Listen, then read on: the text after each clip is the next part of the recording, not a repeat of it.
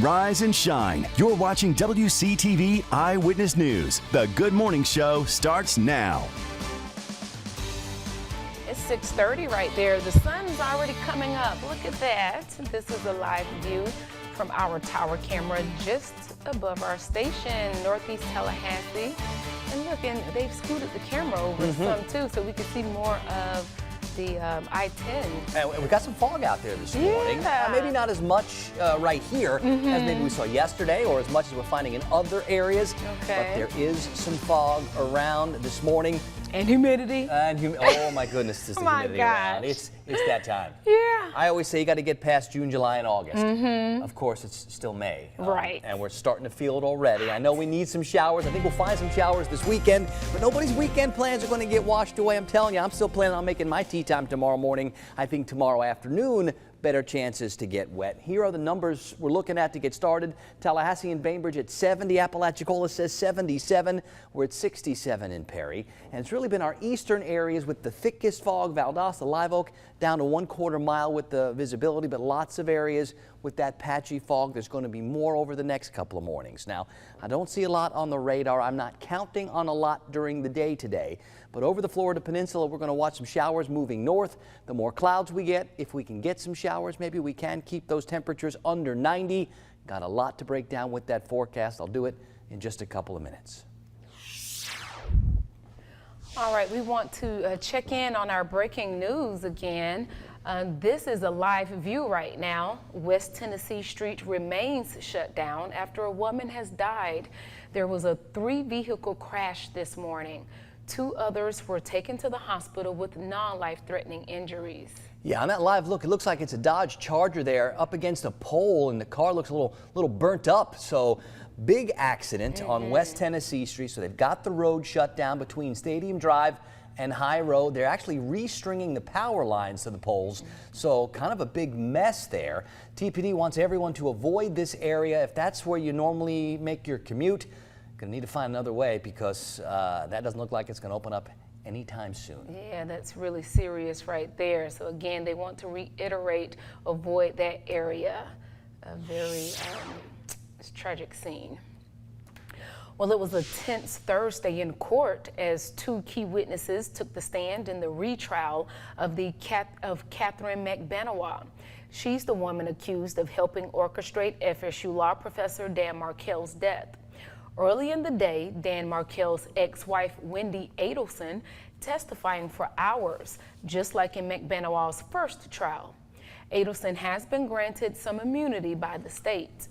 Then in the afternoon, Luis Rivera took the stand. He's one of 4 people arrested in connection to Markel's death and one of 2 already convicted, striking a deal years ago. Thursday was all about character and credibility as the state and defense challenged the testimonies of both Wendy Adelson and convicted hitman Luis Rivera, as this case depends heavily on who the jury believes. Our Brandon Spencer has a wrap-up. You, isn't it? Excuse me?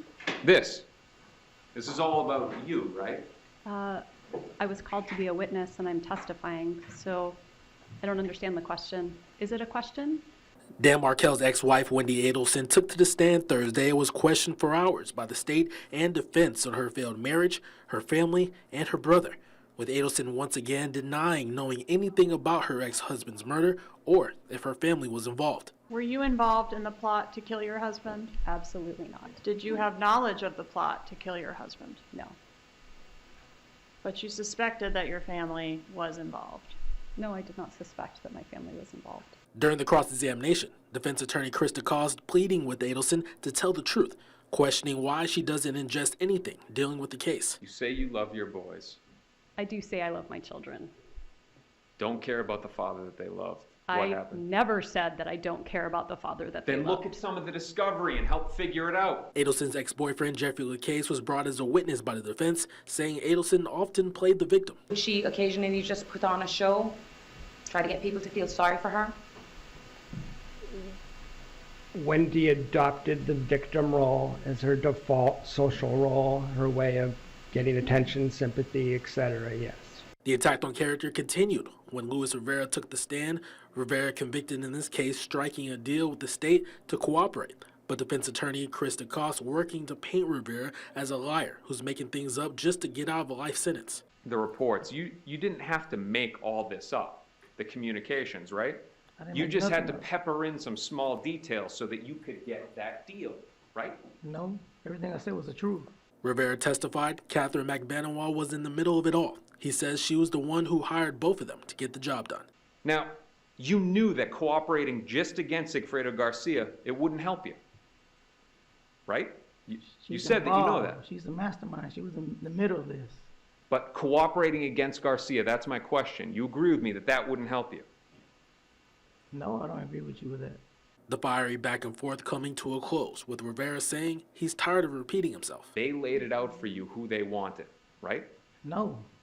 They told you. You I already gave him the truth, bro. I'm not gonna go back and forth with you, man. I gave him the truth.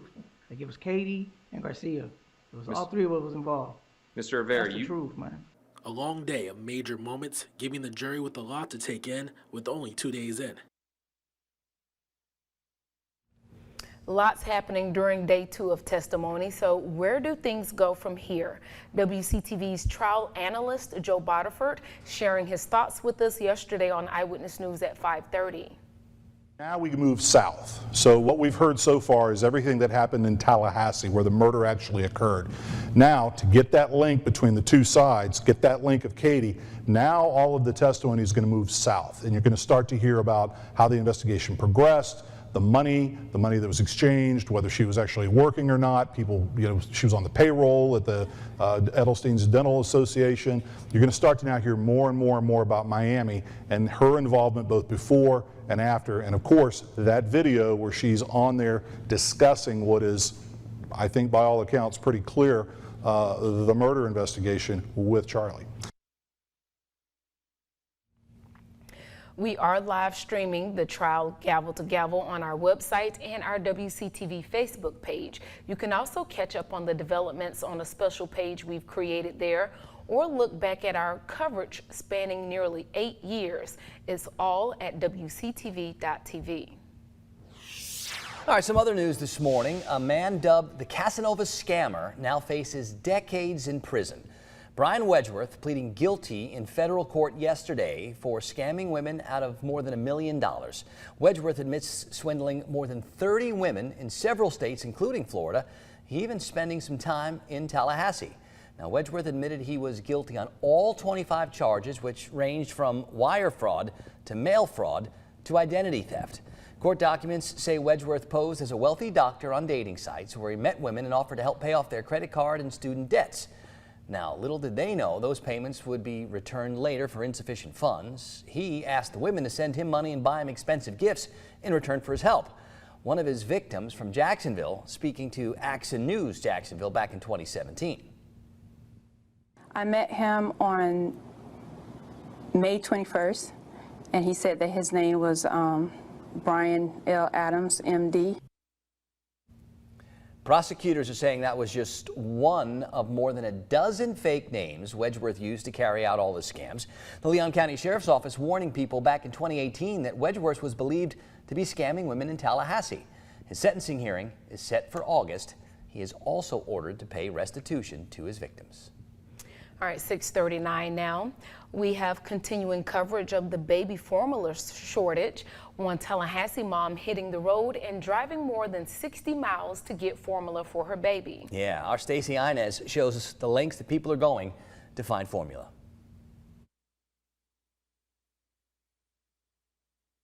The Senate has just passed legislation to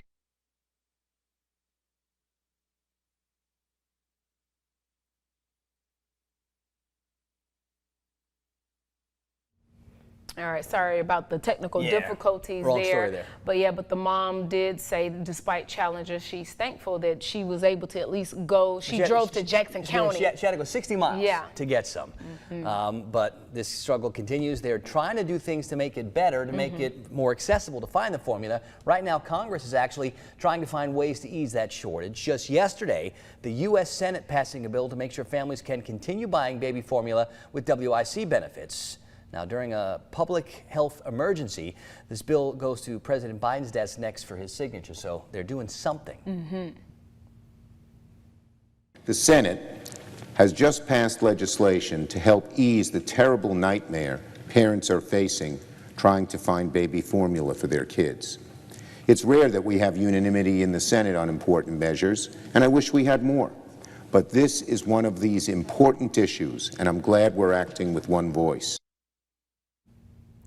And a second bill to address the baby formula shortage passed by the House on Wednesday is facing an uncertain future in the Senate. The measure would provide $28 million in emergency funding to help the FDA expedite the inspection process to boost production. The Federal Trade Commission is warning people about baby formula scammers. The FTC says scammers are popping up online and tricking desperate parents and caregivers into paying steep prices for formula that never arrives. The agency says there are a few things you can do to protect yourself.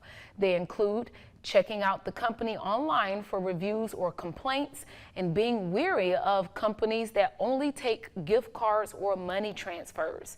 If you suspect a scam, report it. You can do that at reportfraud.ftc.gov. Time now for First Alert Weather with meteorologist Rob Nucatola.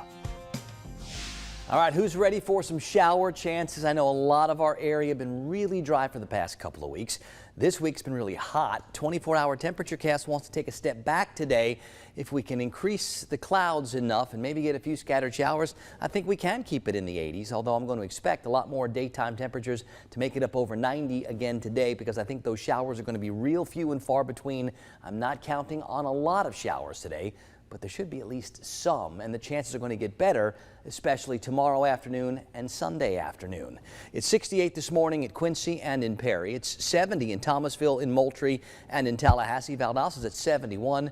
And Apalachicola starting off at 77. There's a breeze from the south. It's nothing that we'd call breezy or windy, but it's going to continue to bring in more of that warm and humid air, and that's where this fog comes from. Look at all the visibilities that are reduced from Thomasville to Valdosta to Homerville to Live Oak, all below 1 mile. So be careful out there. You know the vermin are lurking. Plenty of fog this morning, more the next couple of mornings. Now, I still don't see widespread clouds, but on the satellite imagery, we've got a little bit of white on this map. And I think as we go through the day today, we will cook up more clouds, so hopefully that can slow down the temperatures a bit. There's plenty of moisture coming up from the south, and that's going to try to bring some showers our way. I think it's the Florida Peninsula that has the best shots to get wet this afternoon. And then as we go into our day tomorrow, especially after lunchtime, that's when it looks like our shower chances are going to peak. We'll need that daytime heating and instability to shake the showers out of the clouds. We don't have that widespread trigger mechanism to give us any kind of widespread organized rain.